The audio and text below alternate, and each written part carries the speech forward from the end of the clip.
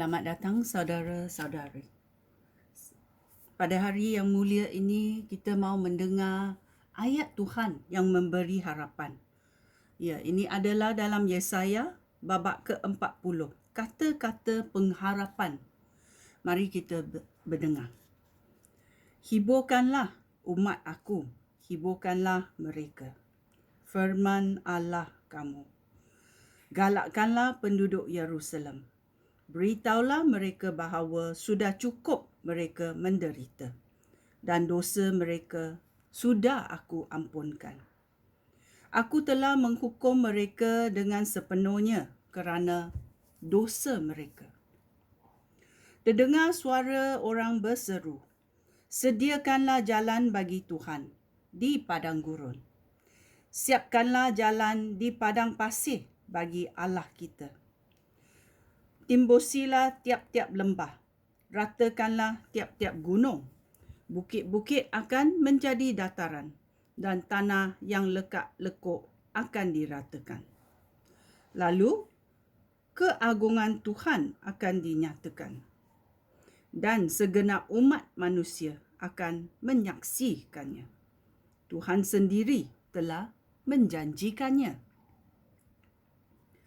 Ayat 6. Terdengar suara orang berseru, isytiharkanlah berita ini. Berita apa yang harus ku isytiharkan? Aku bertanya. Isytiharkan bahawa manusia bagaikan rumput. Mereka seperti bunga yang tidak tahan lama. Rumput menjadi kering dan bunga pun layu. Apabila Tuhan menghembuskan angin yang panas, manusia juga sama seperti rumput. Rumput menjadi kering dan bunga pun menjadi layu. Tetapi firman Allah kekal selama-lamanya. Hai Yerusalem, naiklah ke atas gunung yang tinggi dan isytiharkanlah berita baik. Hai Sion, berserulah dengan suara yang lantang dan umumkanlah berita baik. Berserulah dan jangan takut. Beritahulah kota-kota Yahuda bahawa Allah mereka akan datang. Tuhan Raja datang untuk memerintah dengan kekuasaan. Dia akan membawa umat yang telah diselamatkannya. Dia akan menjaga umatnya seperti seorang gembala. Dia akan mengumpulkan dan mendukung anak-anak domba. Dan dengan lemah lembut memimpin induk-induk domba. Allah Israel tiada bandingnya. Ya, ini adalah Allah yang hidup. Mari kita mendengar ayat 12. Siapakah dapat menyukat air laut dengan lekuk tangannya? Atau mengukur langit dengan jengkal? Siapakah yang dapat menyukat tanah bumi ini dengan cawan? Atau menimbang berat gunung dan bukit dengan dacing? Siapakah dapat mengarahkan Tuhan? Dan siapakah dapat mengajar dan menasihatkan dia? Dengan siapakah dia berunding supaya mendapat pengetahuan dan pengertian? Siapakah yang memberi dia petunjuk untuk bertindak dengan adil? Bagi Tuhan, bangsa-bangsa seperti setitis air dalam timba, seperti sebutir debu pada neraca. Pulau-pulau sama ringan dengan debu halus. Semua binatang di hutan Lebanon tidak cukup untuk dijadikan korban untuk menyenangkan hati Allah kita. Dan pokok-pokok di sana tidak cukup untuk menjadikan kayu api. Bangsa-bangsa tidak bererti baginya, seolah-olah tidak wujud di hadapannya. Dengan siapakah dapat kamu samakan Allah? Siapakah yang kamu anggap serupa dengan dia?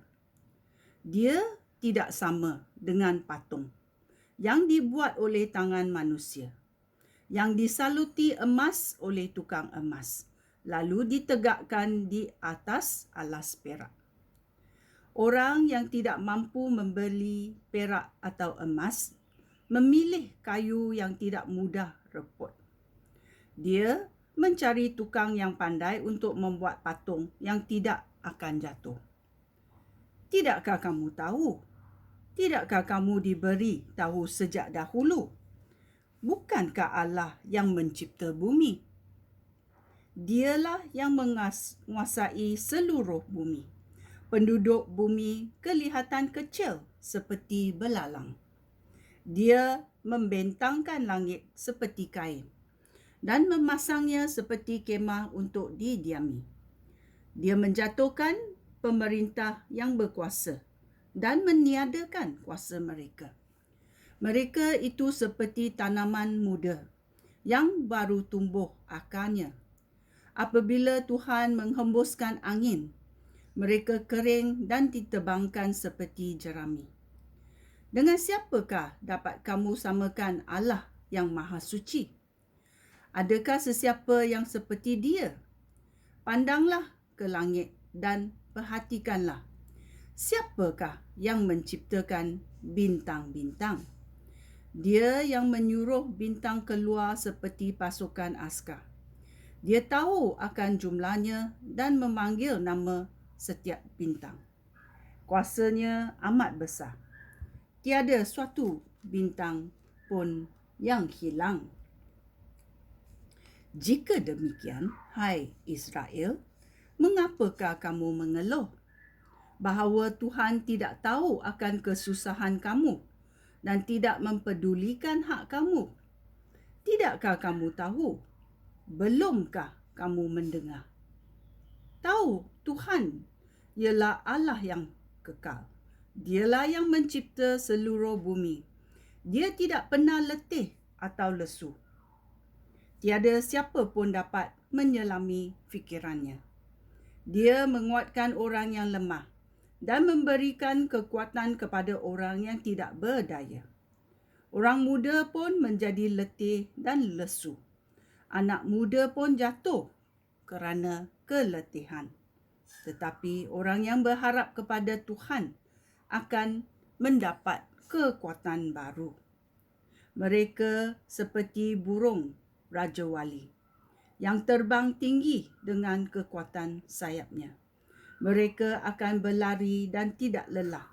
Mereka akan berjalan dan tidak menjadi lemah. Ya, bila kita tahu Tuhan ada bersamping kita, Dia akan menguatkan kita yang lemah. Dia akan memberi kekuatan yang baru kepada kita. Maukah kamu berdamping dengan Tuhan? Ya, sungguh baiknya Tuhan kita. Tuhan yang hidup, iaitu Allah Israel. Tiada bandingnya. Ya, sekian. Terima kasih. Shalom.